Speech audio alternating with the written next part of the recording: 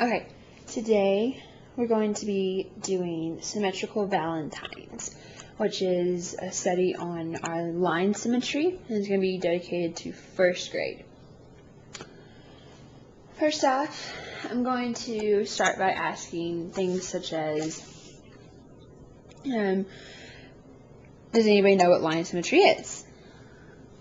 A couple of kids would say yes or no, and we would start into different shapes. I would say the definition first off. I would be like, a line of symmetry is when you can draw a line and have two or more identical parts of a whole. And it's dedicated to first grade, so I'm trying to keep it as simple as possible. Now knowing the definition, we would go to the board and write it up there. This is my board for the day. And I would have a heart drawn, like so. And I would ask, does anybody know how to make a heart? Couple yes, couple no. As they look at mine on the board, I would write the line of symmetry definition out again, just so they knew. Close to the heart so they could see it. And again, this definition is a lot more simplified. It's just, a line of symmetry is when you can draw a line down something or across something and have two equal parts on both sides. So here's my heart for the class to see, and I would draw a line down the middle of the heart, like so. And they would notice that this side, side 1, is equal to side 2. So now the question would be, how many of you have made a valentine before? A couple hopefully would say yes. I mean, they're in 2nd grade, so hopefully they've done this last year. And I would tell them, well, as soon as we do our worksheet of line symmetry as a class, we will get to create our valentines. Have a little bit of craft time. This is what I would pass out. This is the line symmetry worksheet. And we'd do this as a class. I'd walk around asking out loud, okay, can anybody see where a line of symmetry would go on number 1, which would be a square? Hopefully, for sure, we'd have at least this one. Since we went down on the heart, I'm assuming that they would just assume that we would have to go down. But then I could further elaborate that we could go sideways as well. Okay, moving on to number 2, do the same, 3, and I did pretty simple ones, as you can tell, an M, an A, an H, a butterfly, things like that. I put the heart on there for reiteration of our actual lesson, or our actual project, I should say. So, like I said, hopefully it'll catch on. And I'd ask the classroom if they can think of any other ones that aren't on this worksheet. After a few would say, things here and there, I would go down and I would have one mirror placed on each group of 4. I ideally like to have 4 people to a group.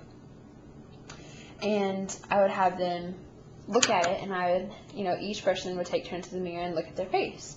And I would show them that their face is symmetrical. Down the middle, you have an eye on each side, a nostril on each side, and half your mouth, and an ear, and so on. And I think this visual aid of their face, aside from the worksheet, but I think for sure, the face is what they see every day. I think that they would catch on.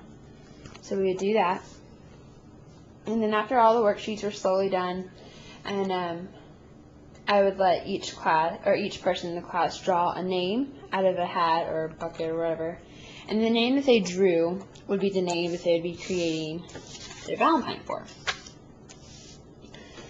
Once everybody had a name, we would each get to work on our construction paper. For today, I'm using white paper, but they would have, valentine colors or whatever.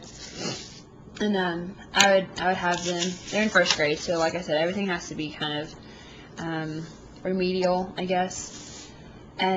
So yeah, this would be their paper. They would have a whole sheet of paper. And I would tell them, okay, class, we're going to fold it hot dog style. Or, yeah, hamburger style, sorry.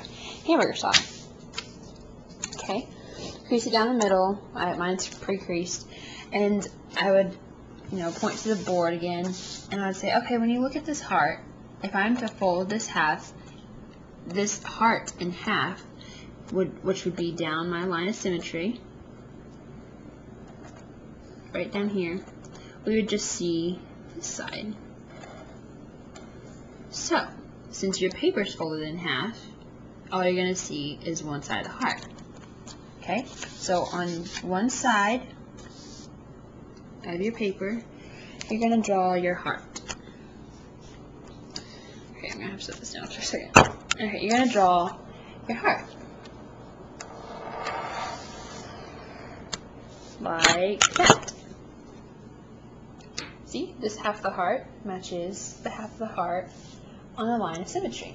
And I would cover this up so they can see better. See? This heart, this side matches this side. Okay? Now, before we cut, I want everybody to open up their paper. And you should see half a heart. You can tell me what's going to be on the blank side of the paper once we cut it. I really think that they might not get it right off the bat, so they have a couple guesses here and there. I actually worked this on my first grade sister, and it took her a while. And I kept having to fold it and flip it over and things like that. And she finally realized that this half is just going to be on the side now. So we'd cut it out, and we'd have the whole heart, and then they would decorate their valentine as they wished. And then, since, I want this to be reviewed and obviously stuck in their head, I would send home a piece of homework, and it would be, about our line symmetry stuff, things that we learned.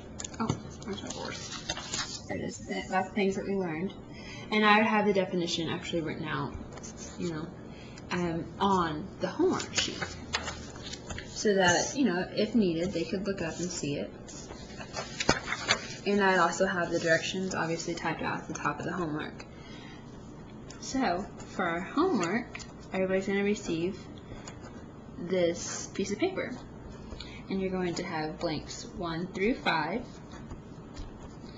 And for the first 4 blanks, I want you to find something that has line symmetry. Can anybody tell me what line symmetry is? Hopefully they would answer. And then, I would have them point to their worksheet, or, they could call out different things that they remember from today that have line symmetry. And then, I would bring them back to their homework, and I would say, here's homework, here's the directions, blah, blah, here's your definition. So for the first 4, I want you to fill in something that has line symmetry. Okay? It can be more than one line, it can be anything that you feel. And don't hesitate asking your parents. Your parents are there to help you. And now I'm going to challenge you to find something for the number 5 that has more symmetry, more than one line of symmetry. So, a heart, as we made today, has one line. But, different things around your house can have more than one line. Your face has one line, but, a box of something might have more than one. So, I want you to go home and ask your parents, and they don't have to be correct. We're going to go over them tomorrow at the beginning of class, and we're going to move into things that have more than one line of symmetry tomorrow. So if you find at least one thing, maybe they'll be familiar with the idea of it because they saw something last night in their home. And I feel like if they find something at home, it's a little bit more personal to them. It's a little bit more visual to them. They'll remember it better and things like that. So that's my lesson. which was for first grade and it was line symmetry, and we made valentines today because a heart has line symmetry. Thanks.